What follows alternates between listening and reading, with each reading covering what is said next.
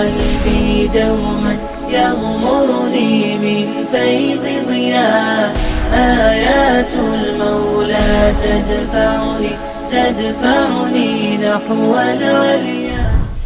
بسم اللہ الرحمن الرحیم.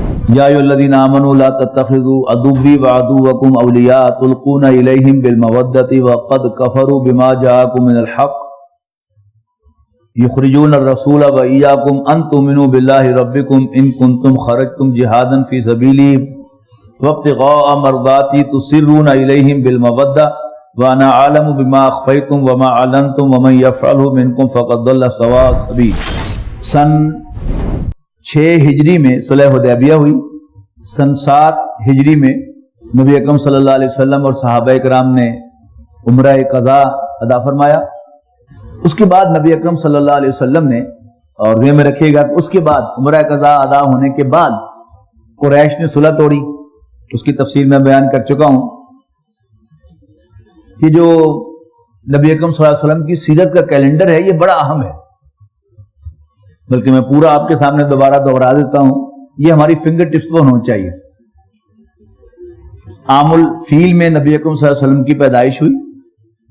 بعض روایات کے نزدیک عین اسی دن ہوئی جس دن ابرہہ حملہ آور ہونے والا تھا خانہ کعبہ پر. 5 سال نبی اکرم صلی اللہ علیہ وسلم حضرت حلیمہ کے پاس رہے. جب آپ کی عمر 6 سال کی ہوئی تو آپ کی والدہ آپ کو آپ کے والد کی قبر کی زیارت کے لیے لے کر مدینہ آئیں. واپسی پر ان کا بھی انتقال ہو گیا. آپ اپنے دادا کی ڈائریکٹ سپرویژن میں چلے گئے اور 8 سال کی عمر میں دادا کا بھی انتقال ہوا. اس کے بعد آپ کے ایک تایا زبیر خاندان کے سربراہ بنے. یہ کھاتے پیتے آدمی تھے لیکن جلدی ان کا بھی انتقال ہوا. اور پھر نبی اکرم صلی اللہ علیہ وسلم ابو طالب کی سرپرستی میں چلے گئے جو نیکسٹ خاندان کے سربراہ تھے، یعنی خاندان سے مراد بنو ہاشم ہے. یہ بنو جو ہے یہ جمع ہے بیٹے کی، ابن بیٹا، اور بنو فلاں بنو فلاں بنو فلاں. یہ اس کو ہمارے یہاں علاقے میں پنجاب میں کے سے یاد کیا جاتا ہے. کالے کے، مانے کے، ٹھیک ہے نا. ایک ہی یعنی جو خاندان ہے راجپوت، ان کے اندر پھر کئی قبیلے ہیں. بٹوؤں کا قبیلہ ہے، ٹھیک ہے، کھرلوں کا قبیلہ ہے. پھر آگے ان کے اندر پھر آگے ہیں مانے کے، لالے کے، ٹھیک ہے نا. تو اس طرح وہاں کیا تھا، قریش ایک قبیلہ ہے بڑا، اس کے آگے خاندان ہے. بنو ہاشم ہاشم کے، بنی مروان مروان کے، بنو امیہ امیہ کے، یعنی اس طرح یہ خاندان تھے. تو بنو ہاشم کا سربراہ ابو طالب بنا اور نبی اکرم صلی اللہ علیہ وسلم کی سرپرستی بحیثیت سربراہ خاندان اس کا انہیں حق ادا کیا.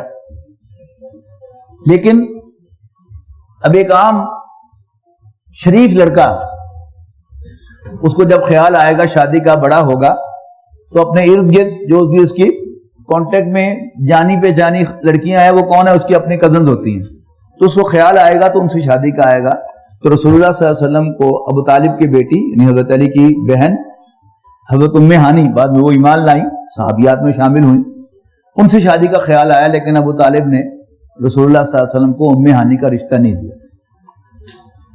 اب یہ بھی کیا تھا، یہ ایک محرومی کی بات ہوتی ہے خاندانوں کے اندر کہ کسی کو اپنے خاندان کی لڑکی بھی نہ ملے. ٹھیک ہے، اللہ تعالیٰ نے یعنی یہ انکار کروایا تھا ابو طالب سے، اور اللہ تعالیٰ نے آپ کے لیے ایک اور خاتون تیار کی تھی جس سے ایسی خاتون دنیا میں اور کوئی پیدا نہیں ہوئی، اور وہ حضرت خدیجہ تھی. 2 دفعہ کی بیوہ، ایک کھاتی پیتی خاتون لیکن الطاہرہ کہلانے والی پاک باز خاتون. تو پاک مرد پاک عورتوں کے لیے، پاک عورتیں پاک مردوں کے لیے. تو اللہ تعالیٰ نے اپنے پاک باز ترین بندے نبی اکرم صلی اللہ علیہ وسلم کے لیے انتہائی پاک باز خاتون کا انتخاب کر رکھا تھا. لہذا 25 سال کی عمر میں آپ کی شادی حضرت خدیجہ سے ہوئی. ٹھیک ہے جی. پہلی فگر 5 سال، دوسری فگر 8 سال، 6 سال، پھر 8 سال، پھر اس کے بعد پھر 25 سال کی عمر میں شادی حضرت خدیجہ سے، اور پھر 40 سال کی عمر میں آپ کا وحی کا آغاز ہوا. ان دا مین ٹائم جو 2-3 واقعات ہیں میں آپ سے شیئر کر چکا ہوں، پھر دوہرا دیتا ہوں کہ حضرت خدیجہ سمجھیں کہ میرا مال ان کا مال ہے، لیکن ایک واقعے سے معلوم ہوا ان کو کہ وہ ان کے مال کو اپنا مال نہیں سمجھتے. جب آپ ذرا گھر میں تھوڑے سے پریشان تشریف لائے تو انہیں پوچھا کہ کیا بات ہے آپ پریشان ہیں؟ تو بتایا کہ میں باہر گھوم رہا تھا، میں نے قافلہ دیکھا، بڑا قسمہ پرسی کا عالم تھا، بچے بھوک سے بلک رہے تھے، میں سوچ رہا تھا کہ میرے پاس کوئی سرمایہ ہوتا تو میں ان کی مدد کرتا. تو حضرت خدیجہ نے مکے کے سرداروں کو بلایا، ان کو گواہ بنا کر کہا کہ تم گواہ رہو کہ میں نے اپنا سارا مال اپنے شوہر محمد بن عبداللہ کو ہبہ کر دیا. کیا ہوا؟ ووجدک عائلا فاغنا، اللہ نے آپ کو تنگ دست پایا تو غنی کر دیا. اب جو حضور صلی اللہ علیہ وسلم کے دل میں وہ جو تھی ایک لگن انسانی خدمت کی، وہ تو یوں کی توں برقرار ہے. تو حضرت خدیجہ کے سرمایے سے ظاہر ہے آپ نے اٹیمپٹ کی ہوگی، لیکن جلدی محسوس ہوا ہوگی یہ تنتنا کرنے کا کام نہیں. پھر آپ کو حلف الفضول نامی ایک آرگنائزیشن، والنٹیئر آرگنائزیشن نظر آئی، آپ نے اس میں شمولیت اختیار کی. اس کے مقاصد کیا تھے کہ بھوکوں کو کھانا کھلائیں گے، ظالم کا ہاتھ روکیں گے، اور جب کوئی مدد کو پکارے گا ہم اس کی مدد کو پہنچیں گے. ایسی آرگنائزیشن بڑی سیلف ڈیسیونگ ہوتی ہیں کہ ہم نے پہلے سال جو ہے وہ 200 بھوکوں کو کھانا کھلایا تو اگلے سال 1000 کو کھلایا اور پھر اب ہم لاکھوں کو کھانا کھلاتے ہیں. Self deceiving. لیکن ذہین آدمی جو ہے وہ اس جال میں نہیں آتا، وہ بڑی جلد ریئلائز کرتا ہے کہ ہے اس کا مطلب کیا ہے کہ پہلے سال میں ان کی کمیونٹی میں 200 بھوکے تھے، اگلے سال 1000 ہو گئے، اب لاکھوں میں ہو گئے. اب رسول اللہ صلی اللہ علیہ وسلم چونکہ ذہین ترین انسان تھے، اور یہ بات کبھی نہیں ہوا میں نہیں کبھی کوئی بات سمجھ میں آتی، یاد رکھے گا، زمین پہ آگے سمجھ میں آتی ہے کہ جس گھر میں خدیجہ جیسی بیوی ہو رضی اللہ تعالی عنہ، جان نثار خاتون، اور وہ سب سے امیر خاتون بھی ہو، تو she must have a very lavish house اس اسٹینڈرڈ کے مطابق اس وقت. تو کون ہوگا جو اس کا گھر چھوڑ کے جا کے 7 ہفتے گزارے گا غاروں میں جا کے؟ until and unless he has really some issue. اب رسول اللہ صلی اللہ علیہ وسلم کو اور تو کوئی ایشو نہیں تھا، آپ نے کبھی کسی بت کو سجدہ نہیں کیا، اللہ تعالیٰ کی بندگی میں کوئی کنفیوژن نہیں. لیکن جو انسان کے 2 رشتے ہیں، ایک اللہ کے ساتھ، ایک دوسرے انسانوں کے ساتھ، اس میں آپ 4 اٹیمپٹس کر چکے تھے.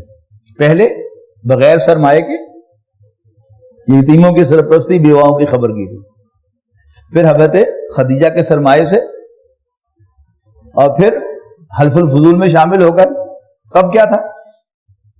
ان 3 اٹیمپٹس کے بعد اب آپ کے سامنے یہ ایشو تھا، how can I help mankind. انسان انسانوں کا خون کر رہے ہیں، ظلم ڈھا رہے ہیں، ان کا خون چوس رہے، غربت بڑھتی چلی جا رہی ہے، بھوک بڑھتی چلی جا رہی ہے، میں یہ کیسے دور کر سکتا ہوں؟ یہ ایشو تھا یقیناً جو رسول اللہ صلی اللہ علیہ وسلم کو غار حرا میں لے کے گیا. سوچ بچار 7 ہفتے. اور میں نے پہلے بھی عرض کیا تھا کہ مجھے ہاتھ نہیں ملتا جس سے میں انہیں سلیوٹ پیش کروں حضرت خدیجہ کو، ایک مالدار خاتون مکہ مکرمہ کی، لیکن اپنے شوہر کی خدمت کے لیے ستو، کھجوریں اور زمزم لے کے وہ 1000 فٹ کی بلندی پر جاتی تھی. اچھے بھلے آدمی کا سانس پھولتا ہے وہاں جاتے ہوئے، ایک سانس میں نہیں چڑھ سکتا. میں تو ایک سانس میں نہیں چڑھ سکا تھا، 2 دفعہ راستے میں روکا تھا. لیکن بہرحال اپنے شوہر سے لگاؤ کہہ لیں یا کیا کہیں اس کو، لیکن بہرحال وہ گئی ہیں لے کے. تو وہاں آپ کو پھر ہدایت ملی ہے، وَوَجَدَكَ ضَالًّا فَهَدَىٰ. اللہ تعالیٰ نے آپ کو متلاشی پایا، looking for the way to the destination، تو اللہ تعالیٰ نے آپ کو گائیڈ کر دیا. گائیڈنس کیا آئی؟ اقرأ بسم ربک الذی خلق. پڑھ اپنے اس رب کے نام سے جس نے پیدا کیا. پہلا تصور دیا رب کا کہ وہ اللہ جسے تم خالق مانتے ہو توحید کے ساتھ، الہ مانتے ہو شرک کے ساتھ، وہ تمہارا آقا ہے، تمہارا رب ہے، تمہارا مالک ہے. اور اس کے ساتھ ہی تصور کلا ان الانسان لیطغی، نہیں انسان سرکش ہو ہی جاتا ہے. الرآہ استغنی، جب وہ اپنے آپ کو بے پرواہ دیکھتا ہے کہ کوئی مجھے پوچھنے والا نہیں ہے. ان الی ربک رجع، انسان تجھے اپنے رب کے حضور لوٹنا ہے. ایمان باللہ بطور رب اور ایمان بالآخرت کا تصور، اکاؤنٹیبلٹی ہوتی ہے۔ اب ان دو تصورات کو لے کر نبی اکرم صلی اللہ علیہ وسلم مکے میں اترے سے مراد ہے یعنی آپ پبلک میں آئے اور اس کا سخت ترین ریئیکشن آپ نے فیس کیا۔ اب اس سارے سے جو سیرت النبی کا ایک سبق ہے، وہ سبق کیا ہے کہ نبی اکرم صلی اللہ علیہ وسلم، جیسا کہ میں نے تجزیہ کیا ہے، اگر یہ صحیح ہے تو اللہ تعالیٰ مجھے بھی اس پر جازم کر دے، آپ کے دل میں بھی بٹھا دے۔ اگر میرا تجزیہ غلط ہے کہ آپ کیا کرنے وہاں گئے تھے غار حرا میں، تو اللہ تعالیٰ میرے ذہن سے بھی محو کر دے، میری اصلاح کرے اور آپ کے ذہنوں سے محو کر دے۔ آپ کا آبجیکٹو یہ تھا کہ انسان کی خدمت کیسے کرنی ہے، اللہ تعالیٰ نے راستہ بتایا۔ اور اگر آبجیکٹو یہی تھا تو نبی اکرم صلی اللہ علیہ وسلم کی اس دعوت میں جو آپ نے مکہ مکرمہ میں دی، کہیں کوئی ایک آدھ جگہ آپ کو مل جائے گا کہ جس میں ذکر ہے اللہ کے دین کے غلبے کا، یا رسول اللہ صلی اللہ علیہ وسلم کو سورہ شورى کے اندر حکم دیا گیا کہ کہو کہ امرت لأعدل بینکم، مجھے حکم ملا کہ میں تمہارے درمیان عدل کروں۔ کہیں کوئی عدل کا نعرہ نہیں لگایا، کہیں کوئی غریبوں کو اکٹھا نہیں کیا، کہیں ظالموں کے خلاف کوئی نعرہ نہیں لگایا، ایک ہی کام کیا، فذکر بالقرآن من یخاف وعید۔ پرسوں پڑھا تھا نا، تو نصیحت کر قرآن کے ذریعے ہر اس شخص کو جو میری ڈانٹ سے ڈرتا ہو۔ آخرت سے ڈرایا اور قرآن مجید کی ہدایت ان کے سامنے پیش کی۔ جس نے مانا اس کو آپ نے آرگنائز کیا۔ پوری مکی زندگی کے 13 سال ہیں، ان 13 سالوں میں کوئی ایسی ایکٹیویٹی آپ کو نظر نہیں آئے گی کہ جو کسی ملیٹنٹ یا کسی سوشل تبدیلی کا عنوان کہلائی جا سکے۔ توحید کی دعوت، اللہ کو مانو توحید کے ساتھ، اللہ تعالیٰ کے سوا کوئی تمہارا معبود نہیں ہے، وہی تمہارا رب ہے، وہی تمہارا آقا ہے، اور میں اس کا نمائندہ ہوں، سارا زور اسی پر ہے، اور یہ زندگی کل زندگی نہیں ہے۔ میری رسالت کی دلیل قرآن مجید ہے اور یہ زندگی کل زندگی نہیں ہے۔ یہ 3 دعوتیں ہیں جو مسلسل دی ہیں مکہ مکرمہ میں رسول اللہ صلی اللہ علیہ وسلم۔ یہ ایمان پیدا کر کے دلوں میں کہ اللہ تعالیٰ ہمارا رب ہے، ہم اس کے بندے ہیں، یہ اللہ کے رسول ہیں صلی اللہ علیہ وسلم، اور یہ زندگی کل زندگی نہیں ہے، قرآن مجید اللہ کا کلام ہے۔ آپ نے 100-150 افراد جو ہیں اس معاشرے میں سے بلو کر نکال لیے۔ بلونا سمجھتے نہیں کہ نوجوان شاید جو انگریزی کا رواج آ گیا نہ سمجھتے ہیں، رڑکنا سمجھتے ہیں، یعنی دودھ کو یا دہی کو جب آپ بلوتے ہیں تو کیا ہوتا ہے، اس کا مکھن نکل آتا ہے۔ تو نبی اکرم صلی اللہ علیہ وسلم نے مکہ مکرمہ میں 13 سال یہ دعوت دی، اور اس سوسائٹی کا مکھن نکال کے آپ مدینہ منورہ لے آئے۔ اور مدینہ منورہ میں آتے ہی آپ نے کیا کیا؟ پہلا کام کیا کیا؟ مسجد نبوی کی تعمیر کی۔ دوسرا کام مہاجرین اور انصار کی مواخات قائم کی۔ تیسرا کام آپ نے وہ 8 مہمیں بھیجی مکے والوں کو بتانے کے لیے کہ میں زندہ ہوں اور میں تمہارے تجارتی راستے بھی کاٹ سکتا ہوں اور میں تمہیں پولیٹیکلی آئسولیٹ بھی کر سکتا ہوں، جس کے نتیجے میں مکے والے 1000 کا لشکر لے کر آئے، غزوہ بدر ہوا۔ اللہ تعالیٰ نے زبردست فتح عطا فرمائی، 313 نہتے 1000 سے لڑے، 70 مارے، 70 کو قیدی بنایا، اور اپنے صرف 14 آدمی شہید ہوئے۔ ایسی دھاک بیٹھی پورے عرب پر کہ اللہ کی پناہ۔ اب قریش جو تھے وہ انتقام لینے میں بڑے پکے تھے، جیسے ہمارے ہاں یہ پٹھان جو ہے وہ انتقام لینا جو ہے اس کی فطرت کا حصہ ہے۔ میں نے آپ کو سنایا تھا لطیفہ کے قرآن اکیڈمی لاہور میں ایک کلاس میں نے رب ہمارا پر گفتگو کی، تو میں نے آغاز میں ویسے پوچھا سب سے کہ اللہ تعالیٰ کی مختلف حیثیتیں ہیں، اس کی مختلف صفات ہیں، آپ اللہ تعالیٰ کی کس حیثیت سے زیادہ امپریس ہوتے ہیں؟ اکثر نے کہا الرحمن الرحیم، کسی نے کہا کہ خالق، کسی نے کہا کچھ، کسی نے کہا کچھ۔ ایک صاحب کہنے لگے کہ عزیز ذو انتقام، زبردست بدلہ لینے والا. میں کہا تو پٹھان ہو؟ کہتا ہاں میں پٹھان ہوں. ان کی فطرت کے اندر ہے بدلہ لینا. اسی طرح قریش کا معاملہ تھا، یعنی 70 مروا کے اب اگلے سال وہ بدلہ لینے کے لیے آئے ہیں. پھر اللہ تعالیٰ نے فتح عطا فرمائی پہلے حلے میں، لیکن وہاں مسلمانوں سے ایک مس انٹرپریٹیشن ہو گئی حضور صلی اللہ علیہ وسلم کے قول کی، اور کچھ لوگوں نے کہا کہ جی حضور صلی اللہ علیہ وسلم کا قول اب ویلڈ نہیں رہا، اس لیے کہ سچویشن بدل گئی، فتح ہو گئی، جنگ ختم ہو گئی، اور اپنے امیر سے کو تم خام و چودھری بنے پھرتے ہو. نتیجہ کیا نکلا؟ 70 صحابہ شہید ہوئے، خود رسول اللہ صلی اللہ علیہ وسلم کو زخم لگے. اور اب کیا ہوا؟ کافروں کی بھی ہمتیں بڑھ گئیں، جس کا میں ذکر کر چکا ہوں. بنو نذیر کا واقعہ جو ہے یہ پھر اس کے بعد پیش آیا، یعنی بنو قینقاع بدر کے بعد، اور بنو نذیر کا واقعہ احد کے بعد پیش آیا. پھر سن 5 ہجری میں شوال، سن 5 ہجری، بعض کے نزدیک شوال اور ذوالقعدہ دونوں ہیں 5 ہجری کے، جس میں غزوہ خندق ہوا ہے. یعنی سمجھیے کہ سن 5 ہجری اینڈ ہونے والا تھا، اس لیے کہ شوال کے بعد ذوالقعدہ ہے، ذوالقعدہ کے بعد ذوالحجہ ہے. اور سن 6 ہجری میں رسول اللہ صلی اللہ علیہ وسلم نے خواب دیکھا، جس کو اب پرسوں ہی ہم نے ذکر پڑھا ہے کہ میں نے تفصیل کے ساتھ بتایا تھا کہ رسول اللہ صلی اللہ علیہ وسلم نے خواب دیکھا کہ میں اپنے ساتھیوں کا سوت عمرہ کر رہا ہوں. آپ نے اعلان فرمایا کہ میں عمرے کے لیے جا رہا ہوں، میرے ساتھ آؤ. اور اللہ تعالیٰ نے حضور صلی اللہ علیہ وسلم کو وہ خواب اس مس انٹرپریٹ کرایا، اس لیے کہ خواب میں پیچھے کیلنڈر نہیں ہوتا. حضور صلی اللہ علیہ وسلم نے ارادہ کیا، اللہ تعالیٰ چاہتا تو جبرائیل علیہ السلام کو بھیجتا، نہیں ابھی نہیں جانا، اگلے سال جانا ہے.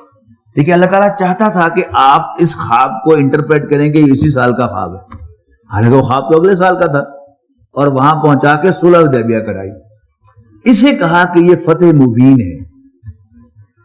پھر اس کے فوراً بعد فتح خیبر ہوئی، اور اگلے سال آپ نے عمرہ قضا عطا فرمایا.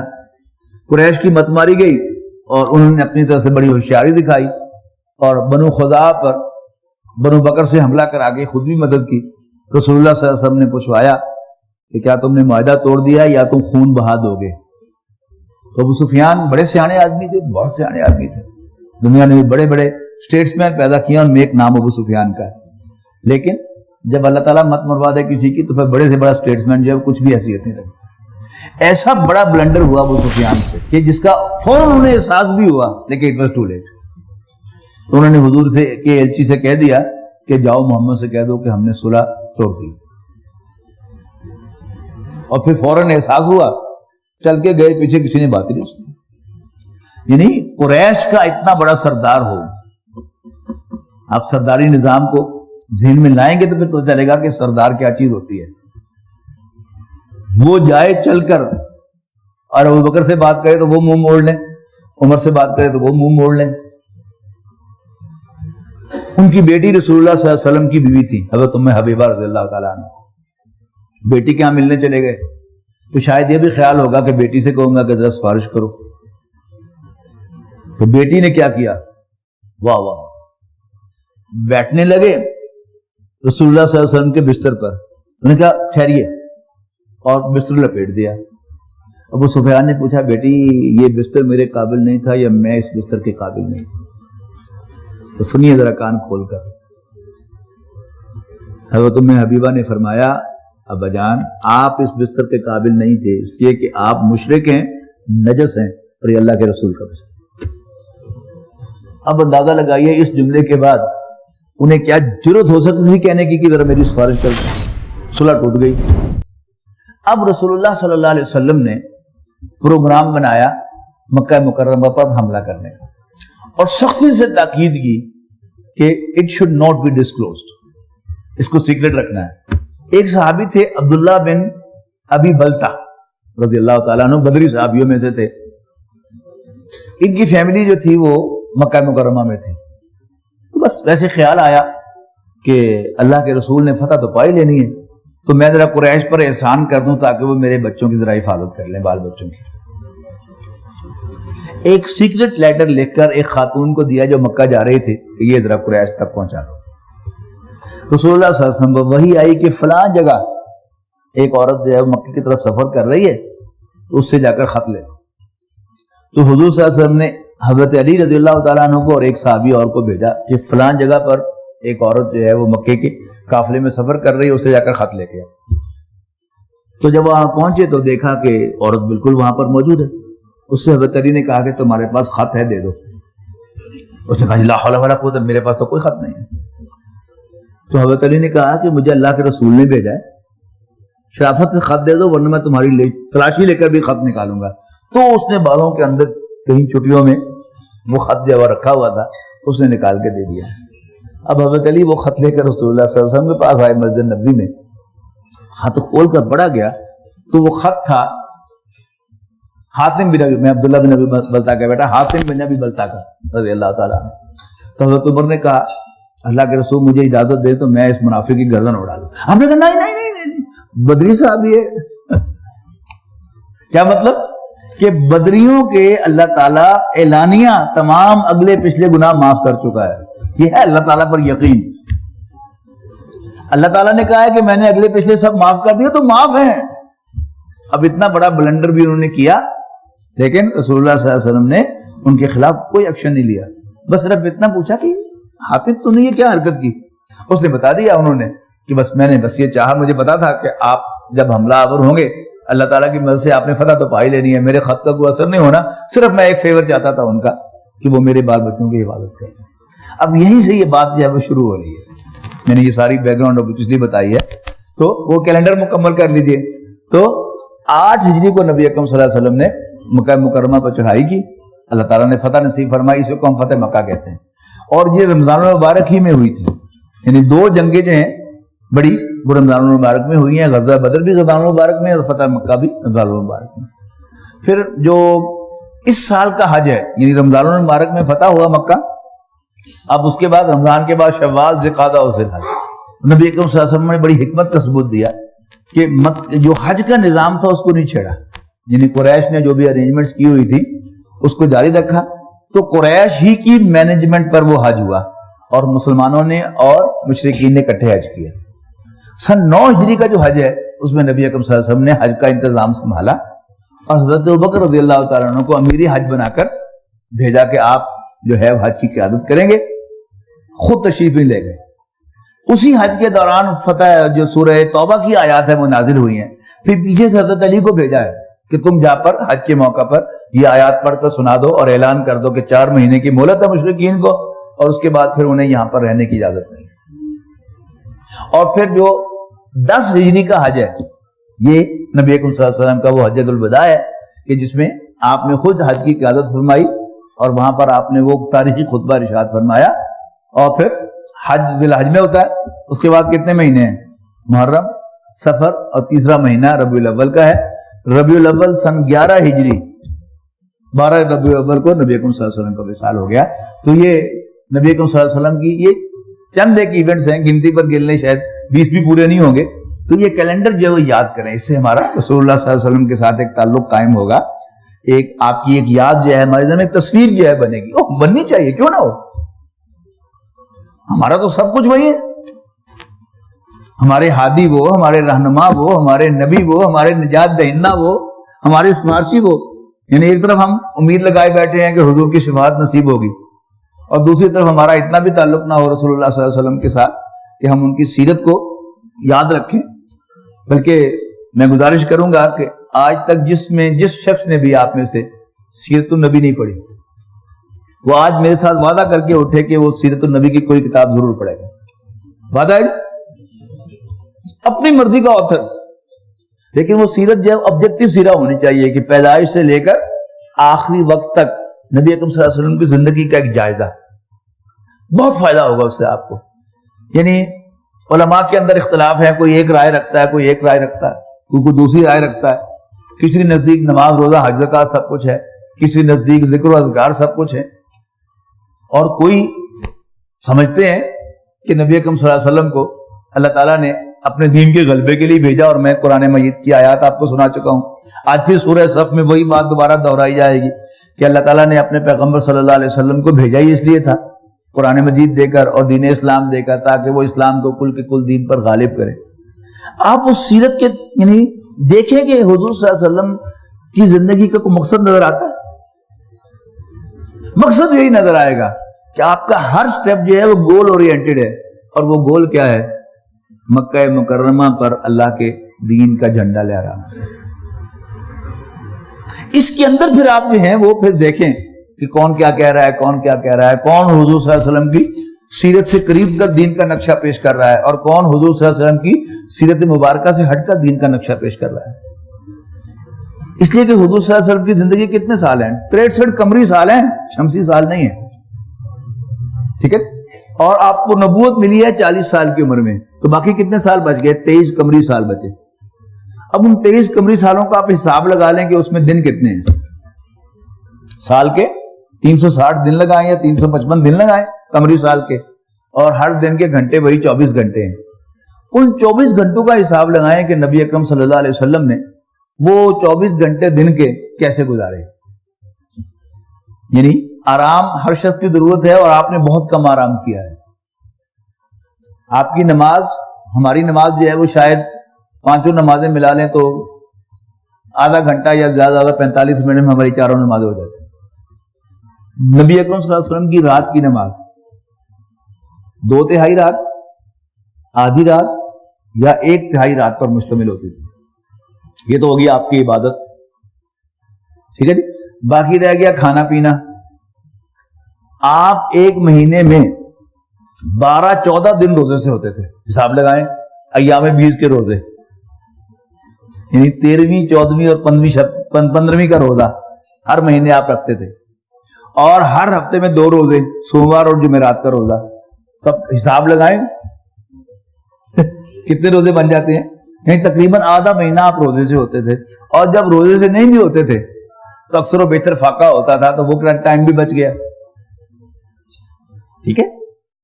اب باقی رہ گیا ضروری حاجات جو ہیں انسان کی، ان پہ کتنا ٹائم لگتا ہے اس کو نکال لیجیے۔ باقی سارا وقت نبی اکرم صلی اللہ علیہ وسلم نے کس کام میں لگایا ہے؟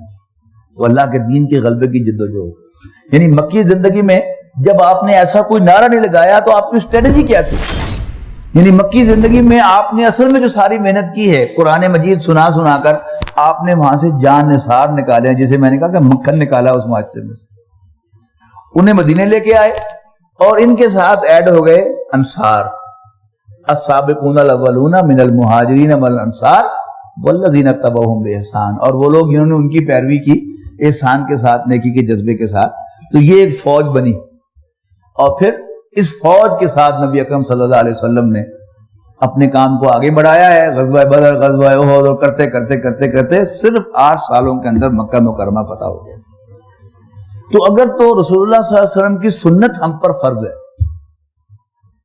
رسول اللہ صلی اللہ علیہ وسلم کا اتباع ہم پر فرض ہے، تو پھر راستہ جو رسول اللہ صلی اللہ علیہ وسلم نے اختیار کیا ہے وہ واضح طور پر یہی ہے۔ باقی ہمارے علماء کرام نے جو محنتیں کی ہیں، جو ریاضتیں کی ہیں، وہ بہت قیمتی ہیں۔ انہوں نے دین جو ہے اس کو سٹرکچر دیا ہے، اس کو کوڈیفائی کیا ہے۔ پھر اس میں خاص طور پر امام ابو حنیفہ اور ان کے رفقا نے، ان کے شاگردوں نے امت پر جو احسان کیا ہے کہ مختلف جو بھی کام ہے ان کو کیٹیگرائز کیا ہے کہ یہ تو ہے فرائض، ان کا تو انکار کرنے والا بھی کافر ہو جائے گا۔ یہ جو ہے یہ کرنے تو اتنے ضروری ہیں، لیکن ان کا انکار کرنے والا کافر نہیں ہوگا، تاکہ تکفیری جو ہے انداز نہ بن جائے کہ کافر بنایا جائے، سب کو کافر بنایا جائے۔ نو، فرض کا انکار کرنے والا بھی کافر ہے، واجب کا انکار کرنے والا کافر نہیں ہے۔ فرض کا چھوڑنے والا لائبل ٹو پنشمنٹ ہے، لیکن واجب کا چھوڑنے والا لائبل ٹو پنشمنٹ نہیں ہے۔ یعنی اتنی باریک بینی کے ساتھ انہوں نے دیکھا، اس لیے کہ یہ ایک جماعت تھی، وہ بیٹھی ہوئی تھی استاد اور شاگردوں کی، وہ ایک ایک مسئلے کو لے کر بیٹھتے تھے، اور پورا دن اور پوری رات جو ہے اس پر ڈسکشن ہوتی رہتی تھی، اور پھر اس سے جو چیزیں انہوں نے سارٹ آؤٹ کی ہیں۔ تو ان کی اپنی قدر ہے کہ ان کی حدود کے اندر رہنا چاہیے۔ یعنی ہمیں یہ واضح طور پر سمجھ میں آ گیا کہ حضور صلی اللہ علیہ وسلم کی زندگی کا اصل مقصد یہی ہے، لیکن یا تو ہم ایزیوم کر لیں کہ ہم پہلے آدمی ہیں کہ جن پر دین منکشف ہوا ہے، اور باقی سب معاذ اللہ گمراہ تھے، پھر تو ہے بڑی آسانی، تو مرزا غلام احمد قادیانی بن کے بیٹھ جائیے کہ پہلا آدمی ہے جسے قرآن مجید سمجھ آیا، جسے سارے علماء کو 1300 سال میں سمجھ ہی نہیں آیا کہ حضرت عیسیٰ بن باپ کے پیدا نہیں ہوئے تھے. معاذ اللہ، یہ کیا ہے؟ یہ گمراہی.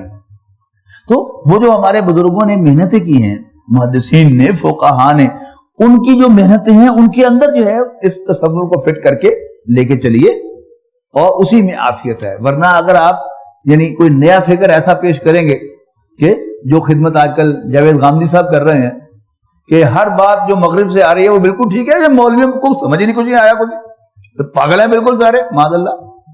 ایک وہ سوچ کا انداز ہے، وہ نہیں. لیکن اس دین کے اس تصور کے ساتھ جو 1400 سال سے چلا آ رہا ہے اس کی قدر کرتے ہوئے اس کے اندر جو دین میں کام کرنے کا راستہ ہے وہ آپ سیرت النبی سے سمجھیں تو انشاءاللہ آپ کو اپنا لاہ عمل جو ہے وہ بڑی آسانی سے مل جائے گا. تو فرمایا یا ایھا الذین آمنوا لا تتخذوا عدوی وعدوکم اولیاء، اے ایمان والو مت بناؤ میرے دشمنوں اور اپنے دشمنوں کو دوست، تلقون الیہم بالمودۃ، انہیں دوستی، ان کے ساتھ دوستی کی پینگیں بڑھاتے ہوئے، وقد کفروا بما جاءکم من الحق، جبکہ انہوں نے کفر کیا ہے اس کا جو تم لے کے آئے ہو حق میں سے. یخرجون الرسول وایاکم، وہ نکالتے ہیں، جلا وطن کرتے ہیں رسول صلی اللہ علیہ وسلم اور تمہیں تمہارے گھروں سے، ان تؤمنوا باللہ ربکم، صرف اس جرم کی پاداش میں کہ تم اللہ جو تمہارا رب ہے اس پر ایمان لائے ہو. ان کنتم خرجتم جہادا فی سبیلہ، اگر تم نکلتے ہو جہاد کے لیے میرے راستے میں، وابتغاء مرضاتی، اور مجھے راضی کرنے کے لیے، تو سرون الیہم بالمودۃ، تو تم ان کافروں کے ساتھ دوستی کے پیغامات بھیجتے ہو ان کو.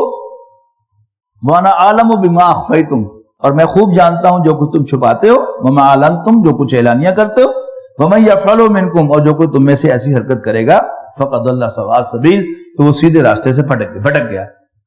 ان یثقفوکم یکونوا لکم اعداء، اور اگر وہ قابو پالیں تم پر تو وہ تمہارے دشمن ثابت ہوں گے.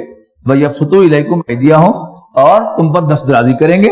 أَيْدِيَهُمْ وَأَلْسِنَتَهُمْ، اپنے ہاتھوں سے بھی اور اپنی زبانوں سے بھی تمہارے خلاف چلائیں گے، تمہاری زبان، اپنی زبانیں بھی اور اپنے ہاتھ بھی، بِالسُّوءِ، نقصان پہنچانے کے لیے، وَوَدُّوا لَوْ تَكْفُرُونَ، اور وہ دل سے یہ چاہیں گے کہ تم بھی کافر ہو جاؤ.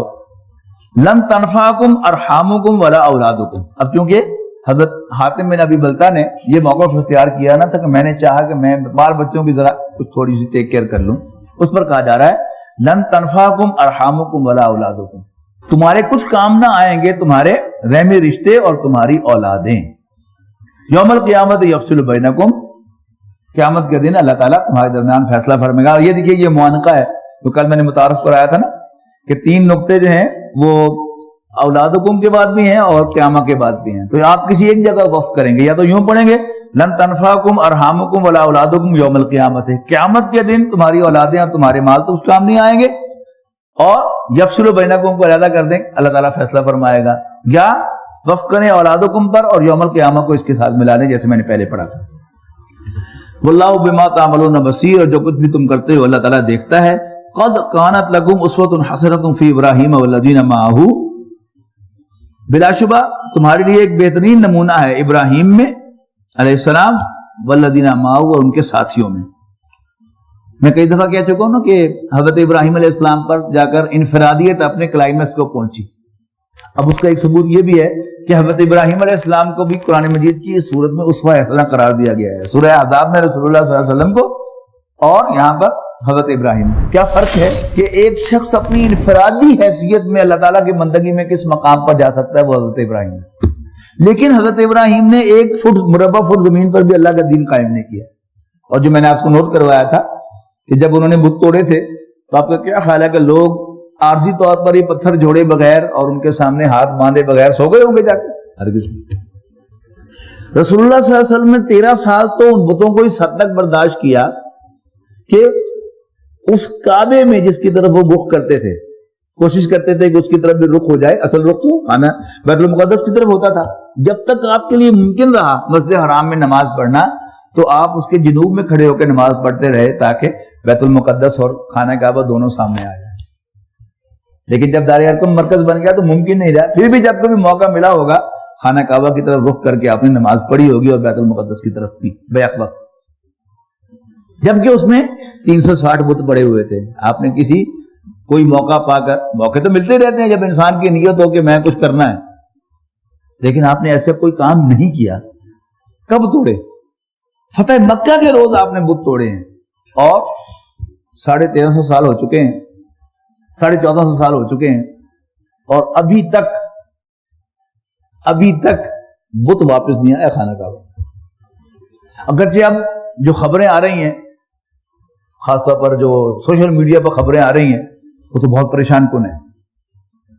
ابو ظبی میں جو کچھ ہو رہا ہے کہ باقاعدہ وہاں پر بت خانہ جو ہے وہ بنا ہے, مندر بنا ہے, اور اس میں جو شیخ ہیں ابو ظبی کے وہ خود تشریف لے گئے ہیں.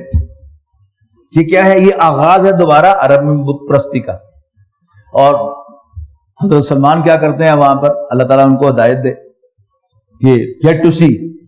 تو اب دوبارہ ادھر قدم بڑھ رہا ہے, اللہ تعالیٰ کہاں جا کر انہیں روکے گا؟ یا حضرت مہدی ہی جا کر آپ واپس آ کر حضرت عیسیٰ علیہ السلام ہی یہ کام کریں گے, واللہ عالم. لیکن خبریں اچھی نہیں ہیں بہرحال. تو نبی اکرم صلی اللہ علیہ وسلم نے یعنی 13 جمع 8 کتنے سال ہو گئے؟ 21 سال کے بعد آپ نے بت توڑے ہیں, لیکن پھر اس کے بعد واپس نہیں آئے. یہ کیا ہے؟ کیونکہ حضرت ابراہیم علیہ السلام کو اللہ کے دین کے غلبے کی اسائنمنٹ نہیں دی گئی تھی, بندگی کا حکم تھا نا. تو انفرادی زندگی میں وہ جس حد تک جا سکے تھے کہ حضرت جبرائیل علیہ السلام کی بھی آفر انہوں نے قبول نہیں کی مدد کے لیے, یعنی اللہ ہی اللہ. جبکہ حضور صلی اللہ علیہ وسلم نے بہرحال بت توڑے اور عرب کو اسلام کا گہوارہ بنایا. تو کوئی شخص ایسے حالات میں ہے کہ اس کے لیے کوئی امکان نہیں ہے, تو اس کے لیے تو حضرت ابراہیم علیہ السلام بھی ایک سنت ہے. لیکن بحیثیت مجموعی ہم مسلمانوں کے لیے, رسول اللہ صلی اللہ علیہ وسلم کے ماننے والوں کے لیے, جن کے لیے اللہ تعالیٰ نے حالات بھی فیوریبل بنائے ہوں, ان کے لیے کیا ہے؟ اصل سنت جو ہے وہ رسول اللہ صلی اللہ علیہ وسلم کی سنت ہے, جس کی پیروی بحیثیت امت ہم پر یوں سمجھیے کہ وہ لازم ہے. تو قد کانت لکم اسوۃ حسنۃ فی ابراہیم والذین معہ, تمہارے لیے ابراہیم اور ان کے ساتھیوں میں ایک بہترین نمونہ ہے.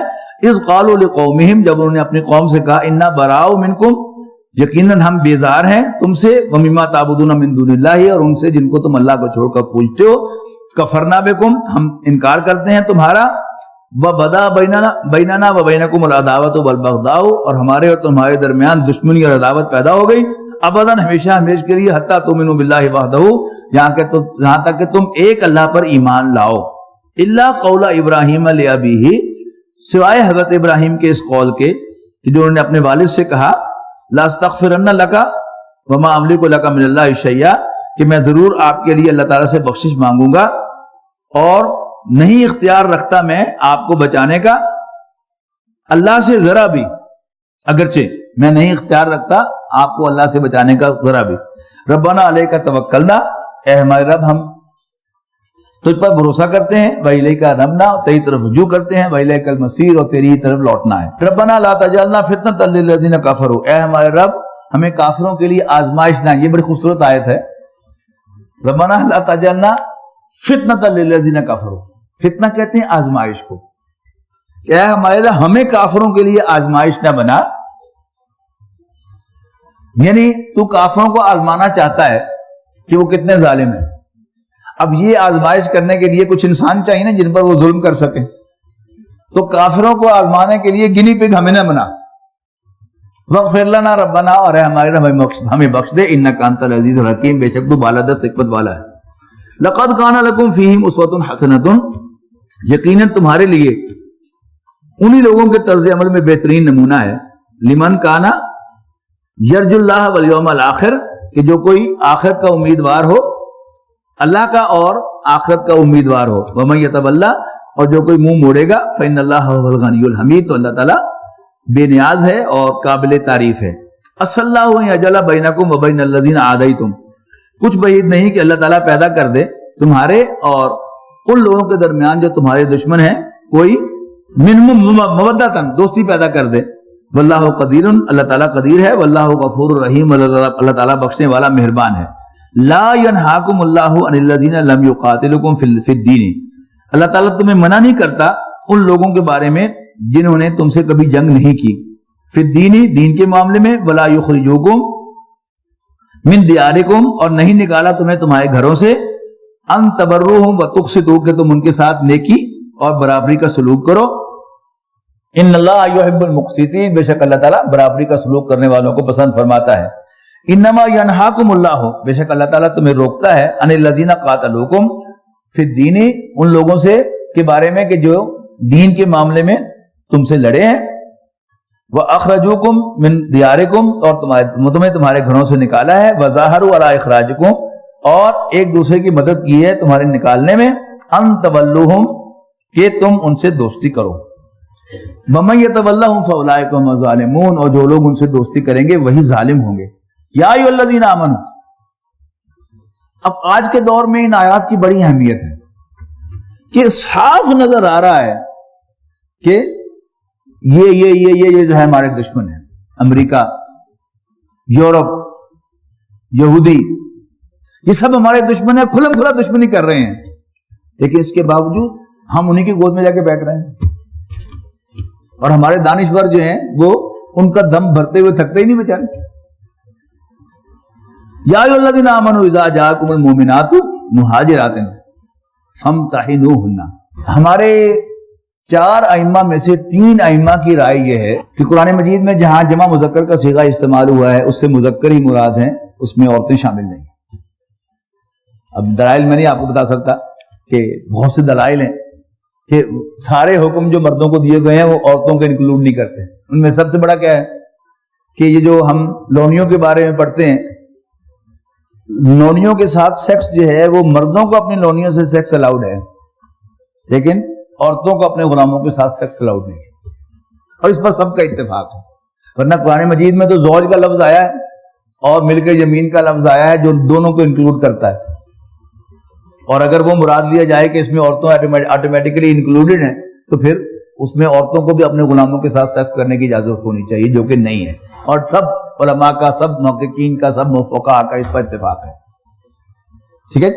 لیکن صرف ایک امام احمد بن حنبل ہیں، یعنی 3 ائمہ امام ابو حنیفہ، امام شافعی اور امام مالک تو اس رائے کے ہیں. صرف امام احمد بن حنبل رحمۃ اللہ علیہ کی رائے یہ ہے کہ کیونکہ وہ میل ڈومینیٹڈ سوسائٹی تھی لہذا مذکر کا صیغہ استعمال ہوا ہے، بٹ انکلوڈز فیمیلز ٹو. یہاں کیا ہوا کہ صلح حدیبیہ میں یہ لکھا ہوا تھا جب کوئی شخص وہ مکہ مکرمہ سے مدینہ آئے گا، یعنی اسلام کو چھوڑ کر، تو مکے والے واپس نہیں کریں گے. لیکن اگر کوئی مشرک چھوڑ کر رسول اللہ صلی اللہ علیہ وسلم کے پاس آئے گا پناہ مانگنے کے لیے تو آپ اس کو لازماً واپس کریں گے. اب کیا ہوا کہ کچھ عورتیں آئیں اسلام قبول کر کے حضور صلی اللہ علیہ وسلم کے پاس، تو آپ نے کہا کہ نہیں جانے دینا ہے، کیونکہ اس معاہدے میں مرد کا ذکر تھا، عورتیں انکلوڈڈ نہیں. ٹھیک ہے. اب ان کا ذکر ہو رہا ہے کہ وہ عورتیں جو آئی ہیں تو ان کے ساتھ کیا کرنا. اب یہ اگر نقطہ آپ کی سمجھ میں آ گیا تو یہ آیات ترجمے سے سمجھ میں آ جائیں گے انشاءاللہ. یا ایھا الذین آمنوا اذا جاءکم المؤمنات، اے ایمان والو جب تمہارے پاس مومن عورتیں آئیں فامتحنوہن، تو ان کی جانچ پڑتال کر لو، ان کے ایمان کا امتحان لے لو. اللہ اعلم بایمانہن، اللہ تعالیٰ کو ان کے ایمان کا خوب پتہ ہے. فإن علمتموہن مؤمنات، اور اگر تم جان لو کہ وہ مومن ہیں، فلا ترجعوہن الی الکفار، تو ان کو کفار کی طرف واپس نہ بھیجو. لا ہن حل لہم، اب وہ ان کے لیے حلال نہیں رہی، ولا ہم یحلون لہن، اور نہ وہ کافر مرد ان کے لیے حلال رہے ہیں. وآتوہم ما انفقوا، اور جو مہر انہوں نے دیا ہوا ان عورتوں کو، اب تم وہ مہر جو ہے وہ ان کو لوٹا دو مشرک مردوں کو. وآتوہم ما انفقوا ولا جناح علیکم ان تنکحوہن، اور تم پر کوئی گناہ نہیں ہے اگر تم ان سے نکاح کر لو. اذا آتیتموہن اجورہن، جب تم ان کے مہر ادا کر دو. ولا تمسکوا باسم الکوافر، اور مت روکے رکھو اپنی زوجیت میں کافر بیویوں کو. وصلوا ما انفقتم، اور ان کو حوالے کرو کافروں کے، اور جو مہر تم نے ان بیویوں کو دیا ہوا ہے وہ کافروں سے وصول کر لو. ولیصلوا ما انفقوا، اور جو انہوں نے اپنی بیویوں پر خرچ کیا ہوا ہے جو تمہارے پاس آ گئی ہیں مسلمان ہو کر، وہ ان سے وصول کر لو، اس کا ان سے سوال کر لو. ذالکم حکم اللہ، یہ اللہ کا حکم ہے. یحکم بینکم، جو اللہ تعالیٰ تمہیں دیتا ہے. واللہ علیم حکیم، اللہ تعالیٰ جاننے والا حکمت والا ہے.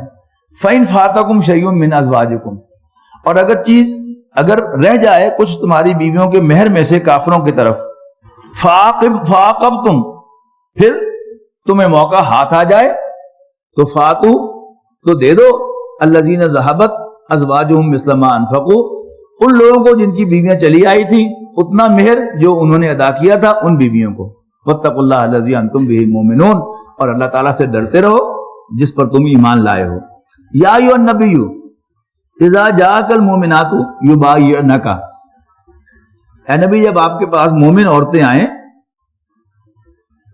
بیعت کرنے کے لیے، اللہ کس بات پر بیعت کرنے کے لیے؟ اللہ یشرکنا، کہ وہ شرک نہیں کریں گی، باللہ شیئن کسی کو باللہ کا شریک نہیں بنائیں گی، ولا یسرقنا نہ چوری کریں گی، ولا یزنینا نہ بدکاری کریں گی، ولا یقتلنا اولادہن نہ اپنی اولاد کو قتل کریں گی، لا ولا یاتین ببہتان یفترینہ بین ایدیہن وارجلہن، اور نہ اپنی اولاد کو غلط باپ کی طرف منسوب کریں گے. ٹھیک ہے، یعنی بدکاری کے نتیجے میں کوئی بچہ پیدا ہوا ہے اور عورت کو پتا ہے کہ یہ بدکاری کے نتیجے میں کسی اور کا ہے تو صاف بتائیں گی کہ یہ تمہارا بیٹا نہیں ہے. اور یہ بڑی سخت بیعت ہے، اس لیے کہ اللہ تعالیٰ پردے رکھتا ہے، لیکن اس بیعت کی روح سے کیا تھا کہ اب انہیں وہ ڈکلیئر کرنا پڑے گا. ولا یاتین ببہتان یفترینہ بین ایدیہن وارجلہن، کہ اپنے ہاتھوں اور پاؤں کے آگے جو کچھ ہے اس کو غلط منسوب نہیں کریں گی. ولا یاسینک فی معروف، اور اے نبی آپ کی اچھی باتوں میں نافرمانی نہیں کریں گی. فبایعہن، تو آپ ان کی بیعت قبول کیجئے. واستغفر لہن اللہ، اور ان کے لیے اللہ تعالیٰ سے بخشش مانگیے. ان اللہ غفور الرحیم، بے شک اللہ تعالیٰ بخشنے والا مہربان ہے. یا ایھا الذین آمنوا، اے ایمان والو، لا تتولوا قوما غضب اللہ علیہم، مت دوست بناؤ ان لوگوں کو جن پر اللہ تعالیٰ کا غضب ہے، یعنی وہی یہودی. قد یئسوا من الآخرۃ کما یئس الکفار، وہ آخرت سے ایسے ہی مایوس ہیں جیسے کافر مایوس ہیں. من اصحاب القبور، قبر میں پڑے ہوئے لوگوں سے کہ وہ دوبارہ جی کر نہیں اٹھیں گے.